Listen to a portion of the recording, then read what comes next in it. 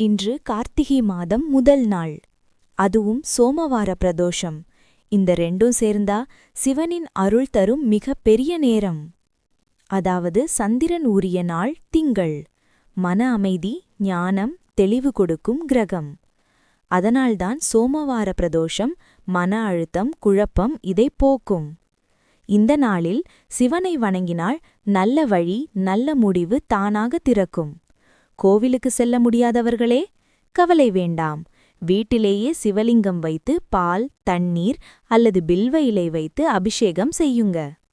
5 நிமிஷம் ஓம் நம சிவாயன்னு சொன்னாலே போதும். எல்லாருக்கும் சிவன் அருள் கிடைக்கட்டும். உங்க மனசுல இருந்த குழப்பத்துக்கு ஒரு தீர்வு இன்று ஆரம்பமாக போகுது. இந்த நிமிடம் உங்க வாழ்க்கையை மாற்றக்கூடியது. அனைத்தும் இன்று உங்க பக்கம். லைக், ஷேர், சப்ஸ்கிரைப் பண்ணுங்க. அருளை எல்லாரும் பெறட்டும்.